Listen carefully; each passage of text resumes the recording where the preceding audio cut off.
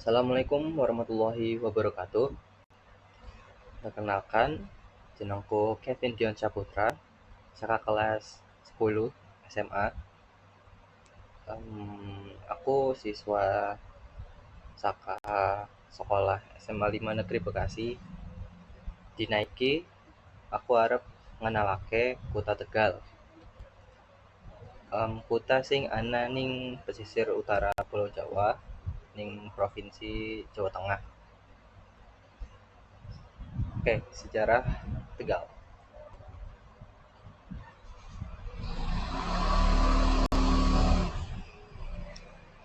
Asal-usul nama Tegal. Nama Tegal itu berasal dari kata Tategal yang berarti lahan pertanian atau tanah garapan.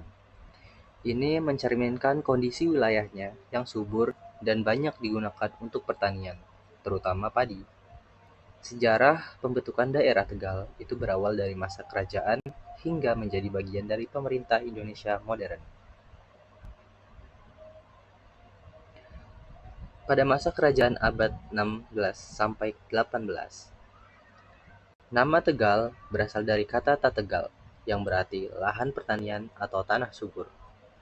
Pada abad ke-16, wilayah Tegal menjadi bagian dari Kesultanan Panjang. Kemudian dikuasai oleh Kesultanan Mataram di bawah pemerintah Sultan Agung. Tegal itu berperan dalam peperangan Mataram melawan VOC di tahun 1628 sampai 1629 sebagai daerah penyuplai logistik. Setelah perjanjian Giyanti pada tahun 1755, Mataram pecah dan Tegal masuk ke dalam wilayah Kasunanan Surakarta. Oke, next. Masa kolonial Belanda abad ke-19 sampai abad ke-20. Pada masa Gubernur Jenderal Dendels di tahun 1808, Tegal menjadi jalur utama pembangunan Jalan Raya Pos atau Growth Postway yang menghubungkan Anyar hingga Panarukan. Belanda menjadikan Tegal sebagai pusat ekonomi di pesisir utara Jawa karena letaknya yang strategis. Nah, pada awal abad ke-20, Tegal berkembang menjadi pusat perdagangan, perkebunan, dan industri, terutama setelah dibangunnya jalan kereta api. Nah, ini ada masa kemerdekaan dan pembentukan wilayah 1945 sampai sekarang. Setelah Indonesia merdeka pada tahun 1945, Tegal menjadi bagian dari Karesidenan Pekalongan di Provinsi Jawa Tengah pada tahun 1950. Wilayah Tegal dibagi menjadi Kabupaten Tegal dengan ibu kota di Selawi dan Kota Tegal sebagai kota administratif yang terpisah. Hingga kini, Tegal berkembang sebagai pusat industri, perdagangan, dan pertanian dengan kekayaan budayanya dan bahasa khasnya, yaitu bahasa Ngapak. Bahasa Ngapak itu bisa dibilang bahasa kasar dalam bahasa Jawa. Jadi Jawa kasar ya. Nah, selanjutnya itu ada kondisi dari geografis Kota Tegal. Nah, letak geografis Kota Tegal itu terletak di antara 109 derajat,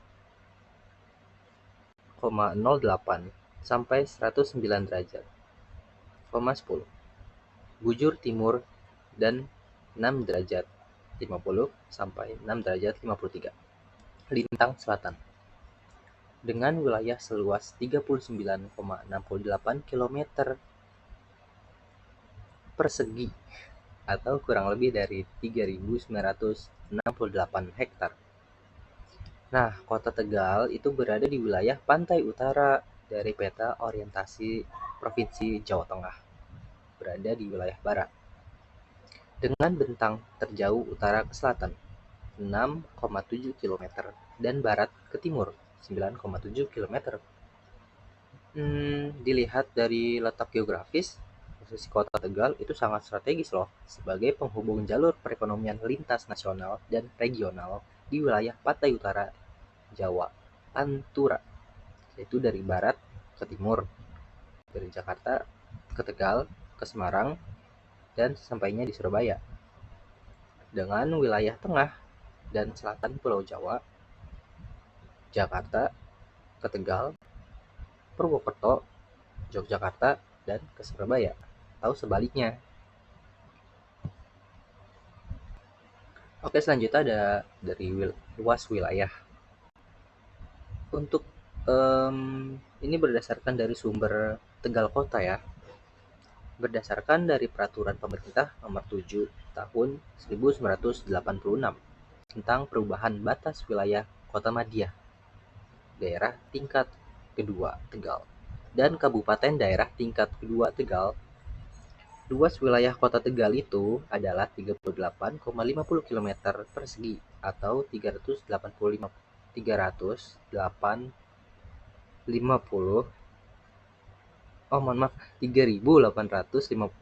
hektar. Namun demikian secara de facto, luas wilayah Kota Tegal itu mengalami perubahan sejak tanggal 23 Maret 2007 dengan ditetapkannya Peraturan Pemerintah Nomor 22 Tahun 2007 tentang perubahan batas wilayah Kota Tegal dengan Kabupaten Brebes, Provinsi Jawa Tengah di muara Sungai Kaligangsa. Sehingga luas wilayah Kota Tegal itu menjadi 39,68 km persegi atau 3.968 hektar. Nah, ini dia nih yang menarik. Ada kesenian rumah adat. Rumah adat di Tegal itu dikenal dengan nama Rumah Joglo, Limasan. Rumah ini memiliki ciri khas perpaduan antara joglo dan limasan yang banyak ditemukan di daerah pesisir utara Jawa, termasuk Tegal. Material bangunan mayoritas menggunakan kayu jati atau kayu nangka yang dikenal kuat dan tahan lama. Bagian dinding biasanya dari anyaman, bambu, atau papan kayu, sedangkan lantainya terbuat dari tanah, liat atau tegal. Nah, selanjutnya itu ada rumah adat. Ini tuh mencerminkan kesederhanaan ya dan keterbukaan masyarakat pesisir utara Jawa. Maaf, skip nih. Nah, struktur rumah yang kokoh itu melambangkan ketahanan terhadap perubahan zaman dan lingkungan. Nah, tata letaknya itu mencerminkan kebersamaan dalam keluarga dan masyarakat. Walaupun rumah adat ini tuh semakin jarang ditemukan, beberapa rumah tradisional di pedesaan Tegal masih mempertahankan desain ini dengan sedikit modifikasi. Nah, oke, lanjut. Ini ada bagian kesenian tarian. Tari topeng endel itu adalah salah satu tarian khas yang ada di Kota Tegal, Jawa Tengah. Tarian ini berkembang dari tradisi lengger topeng yang merupakan bagian dari seni pertunjukan rakyat di daerah pesisir utara Jawa.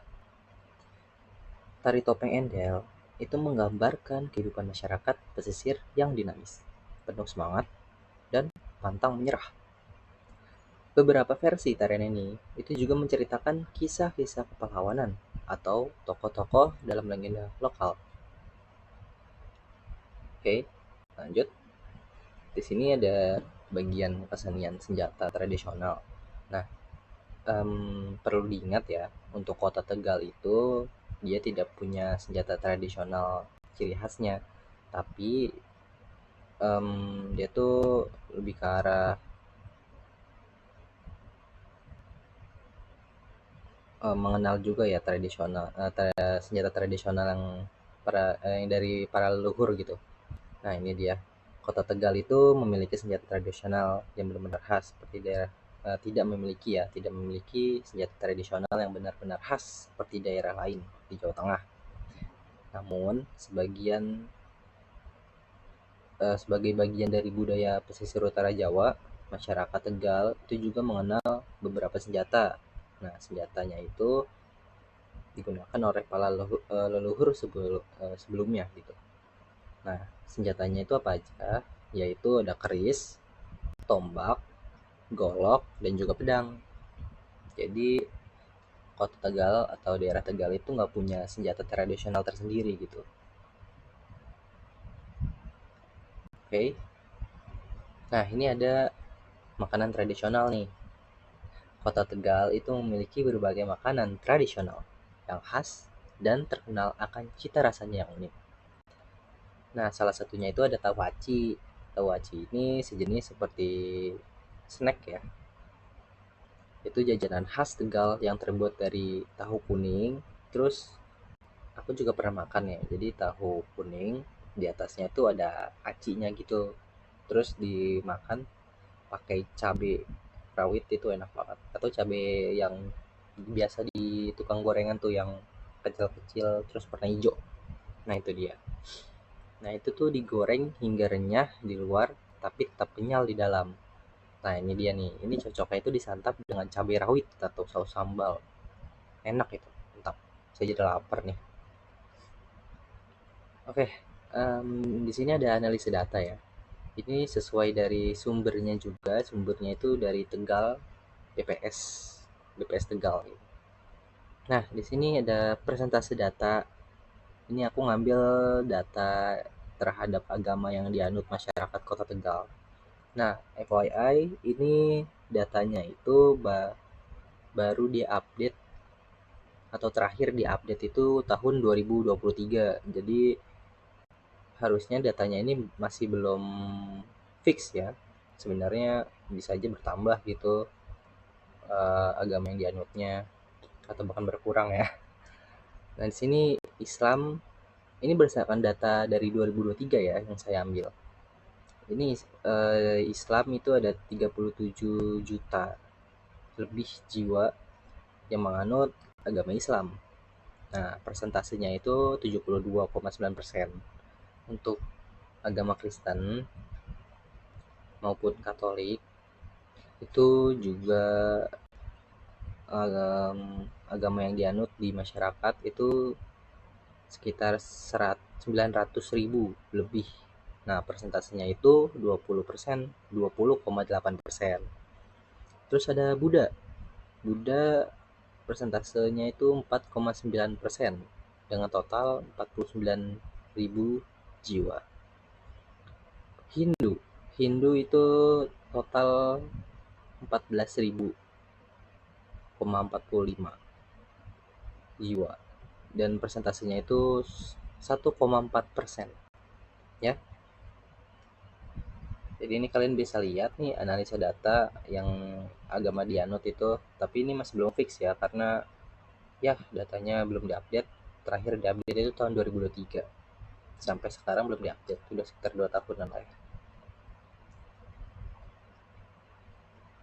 Oke, ini terima kasih atas antusias para teman-teman maupun para pembimbing juga. Terima kasih untuk Bu Nisa, Khairun Nisa dan juga Bu Elisna. Terima kasih atas bimbingannya pada proyek P5 sampai hari ini gitu. Mungkin sekian yang bisa saya sampaikan dari materi ke daerah Tegal gitu ya, biar kita lebih mengenal daerah Tegal itu seperti apa. Ya, mungkin sekian ya. Terima kasih. Wassalamualaikum warahmatullahi wabarakatuh.